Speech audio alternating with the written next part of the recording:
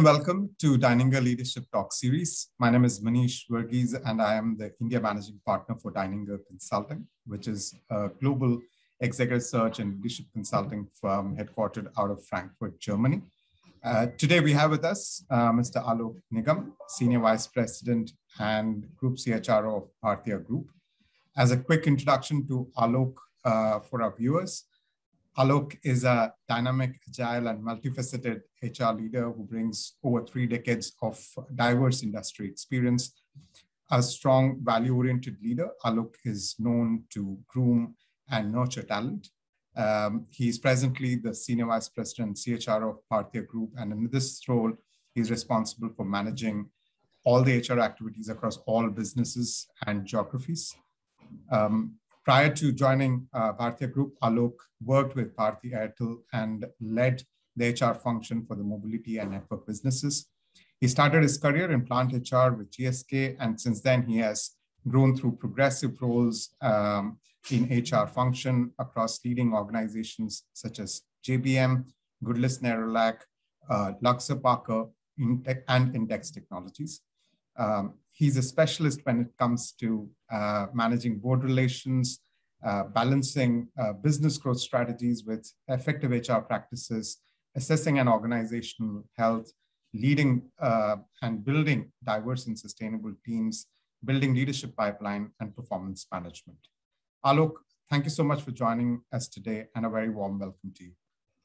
Thanks, Manish. Thanks a lot for inviting me and be part of this conversation. Thank you so very much. Glad that you could join us today. As you're aware, our discussion today is centered on the subject of leadership resilience. And I'm kind of drawn to cite a quote from the famous French philosopher, author, and Nobel Prize winner, who said, sometimes carrying on and just carrying on is the superhuman achievement. And which I think is a very apt way to describe it. And with that, I would like to start by asking you, in your opinion, what does resilience mean to you in the leadership context? Manish, for me, resilience, and especially in context of leadership, is not about giving up.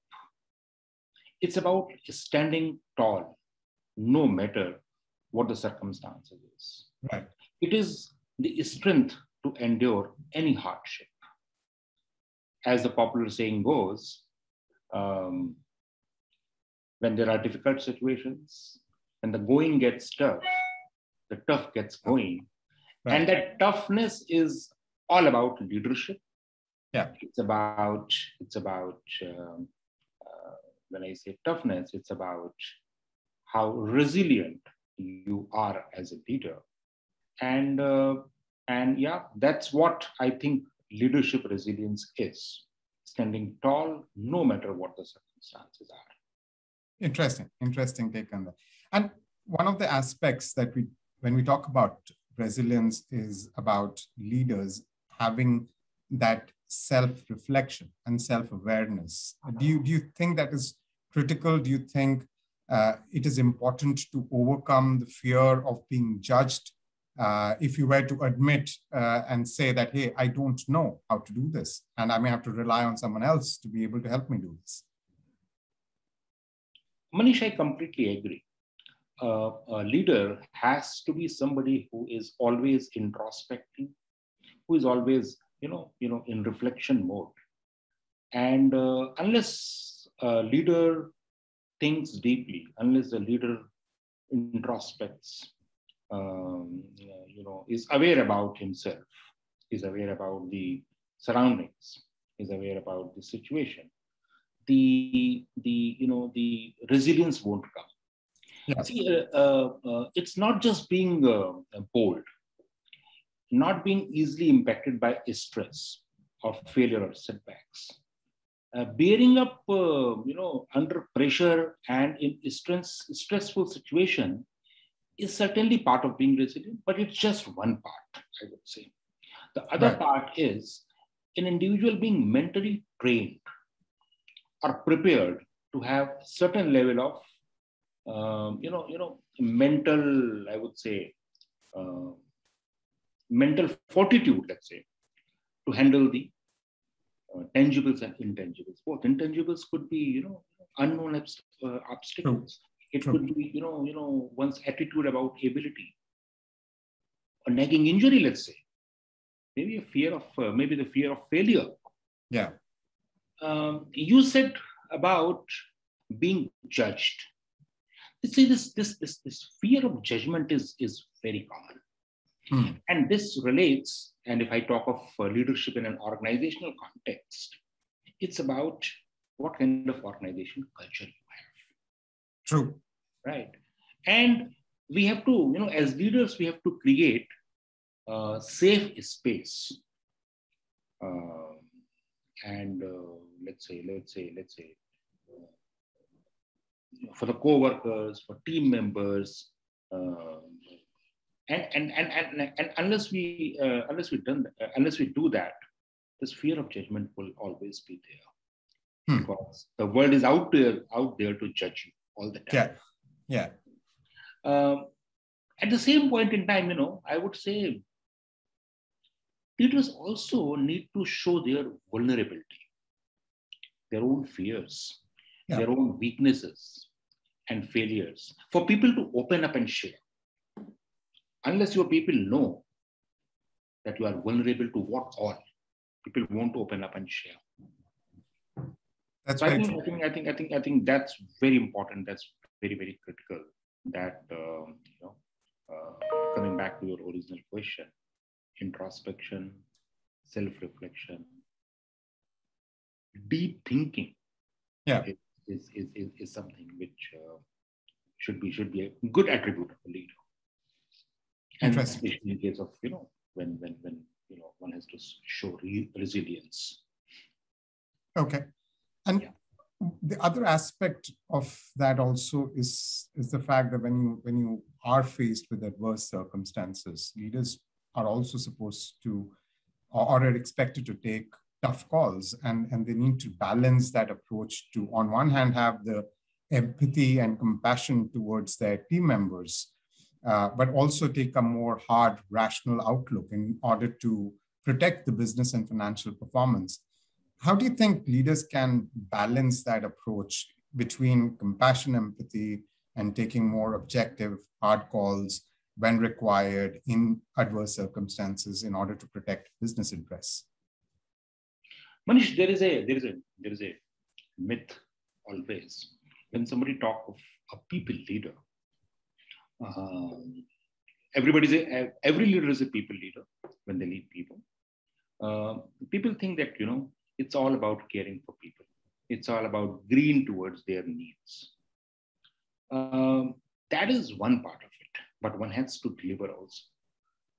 And especially in an organizational context, there are tasks, there are assignments, there are projects.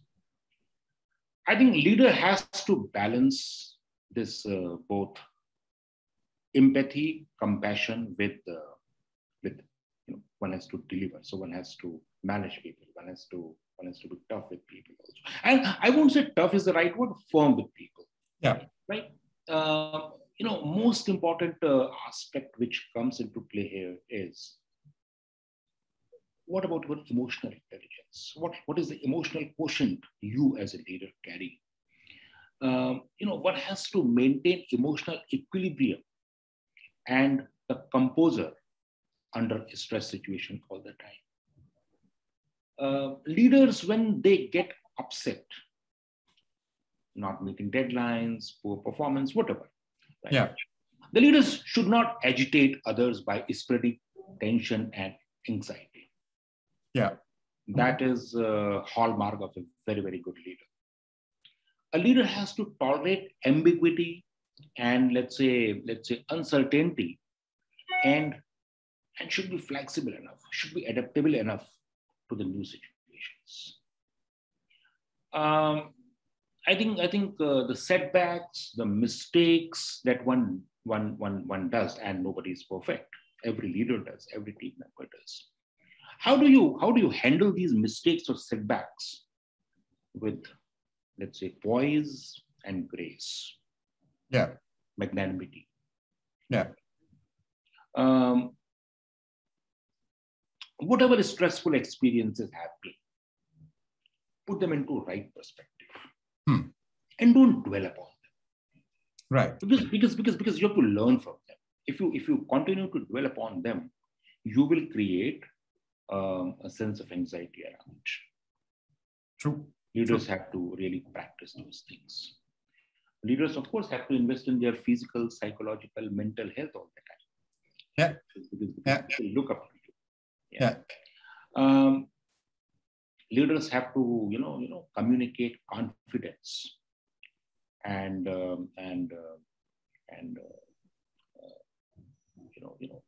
support people emotionally. Yeah. So I think these are some of the things where you can balance empathy, compassion with the task, with the right. But emotional intelligence, emotional quotient really comes into play. Interesting. And you spoke about mental health, and when I was also doing research on the subject, it became more evident that resilience does have a very positive correlation with mental well-being. And as leaders, when you are looking to build resilient teams, a part of which is also focused on helping your team members manage stress and ensure their mental well-being. How do you think leaders can focus on building the right resilient teams and also help their own team members cope with the stress and pressures of life and ensure that their mental well-being is taken care of? Manish,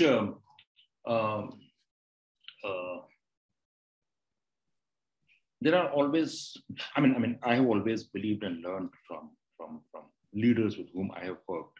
Yeah. Leadership is all about being authentic, being bold, and humble. If, as a leader, one displays these behavior, it gives a lot of confidence to team members in case of any stress, and making sure that their mental well-being is always maintained. Yeah. When the task becomes stressful, one has to look for ways to organize and streamline the work. One challenge with which we all struggle is defining roles and clarifying expectations from team. True. How do we manage the project schedules, let's say, right? And how do we review? How do we monitor so that a project, a task, an assignment is completed on, when do we become stressful? We become stressful when we don't keep track of the things. True. When we are faced with surprises, right? So and one of the ways to really keep the stress out of work is continuous reviews, continuous monitoring, and keeping a track of what you are doing, so that you don't get surprises. And also when you're working with the team, asking right questions. Yeah. And there have been many instances, many examples in my own life, in my own career, when you become stressful just for nothing, because sometimes you overthink, sometimes you don't clarify the expectations from your team members, to define their roles, right? I think most important, and to me it's very important. It's very critical. How do we set the rules for the game?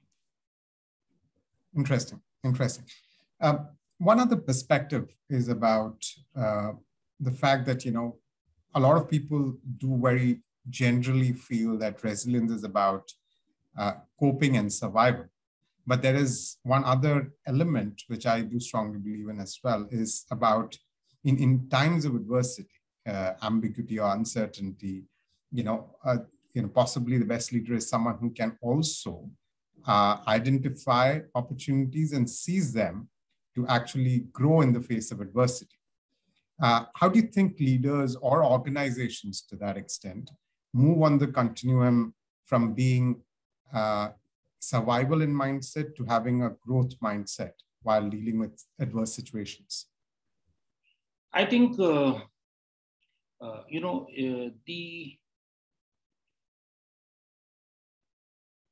one has to see an opportunity in everything. We have seen in the history, we have seen a number of times how adverse situation, when people have seen an opportunity in them, how adverse situation, how those shortcomings from particular time, particular situation, and especially if you see the current situation of pandemic, how people turned the adversity into opportunities. Right. There are many examples. It's about, and this is all resilience is all about, right? Ensuring that your teams, ensuring that people around you, they don't lose track, they don't lose confidence in what we are doing, and of course, few traits, like I said, about authenticity, being bold, being humble. Another important thing is how do we keep the dialogue open? How do we communicate with people, right? How do we trust them? Transparency, I think, builds a culture of resilience. Leaders have to build high degree of engagement and participation. True. And approach work with an adaptive mindset and navigate change more effectively. Yeah. So that's how adversity, especially when there is a question of survival, adversity can be converted into. Just see 2 years back, India was not making let's say PPE kits. India was not making let's say many of the things which were needed to fight the pandemic. Yeah. And this adversity, because leaders were resilient, leaders were setting the direction correctly. Today we have converted that adversity into opportunity. Why why now? Let's say when the partition happened in the country, and a lot of people had to move from other side of the border, leaving their everything on that side. And when they came here, there's a very adverse situation. It's a very tough situation. How some of those people re-established themselves in the country, and nurtured and became very successful. True. That's a very interesting example. Yeah. I think we have seen in our own country, in our own corporate world, by being resilient, by being on the track, how leaders have converted tough situations, adverse situations into opportunity, and have seen fruitful results of the same. Yeah.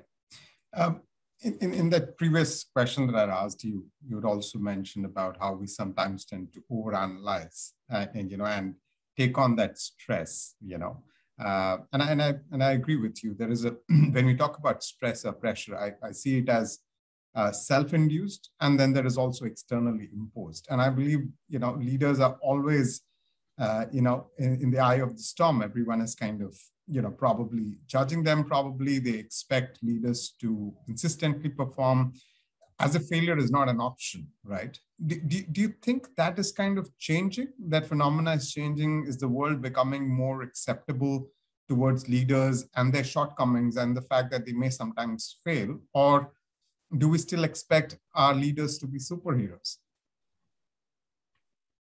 There's nothing called superhero. Yeah. As I said, all superheroes, all successful people, I would say, right, to whom we call them as superheroes. Yeah. If you see their leadership traits, they're all humble. Yeah. They're all trust. Create an element of trust and transparency. Whether in the corporate world, whether in the sports world and the political world, etc., etc. So there is nothing called to me a superhero. Yeah. Yes, stress sometimes is because of the environment in which you are, and sometimes because, as you said, self-induced or because of overthinking. Leadership is about failing and standing up again and again, not repeating mistakes. Yeah. Openly sharing learnings from every setback. Yeah. In life, therefore, this superhero image needs to be corrected, rectified. I agree. Whether in colleges, whether in sports, whether in personal life, whether in corporates. We need to change the, this, as I call it, this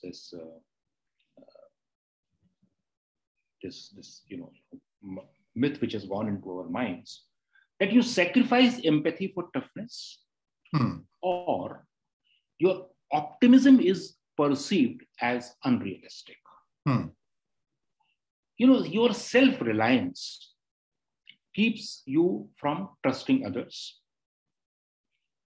You rely only, the problem is you rely only on existing strengths, and you fail to develop new skills is where the problem is. And the current situation in the last 2 years has taught us to be far more flexible. And I agree. And this whole concept of, superhero is going away, will go away. We have seen. Yeah. We have seen in the last 2 years itself. Interesting.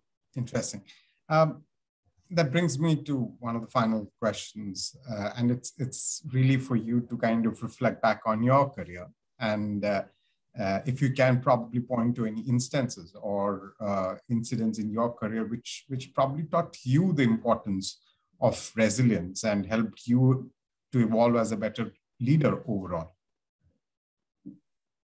Manish, in our corporate lives, this happens every time. A bad review, a bad project, right, a bad assignment, and you have to think, you have to learn from that failure, from that mistake, from that particular moment, how I should overcome this, how should I come out of this. Yeah. In my career, there is, once what happened, all of us don't make right choices all the time. Sometimes our decisions go wrong. Many years back, I joined an organization, and it was not a right decision for me. So I did not do due diligence, etc., etc.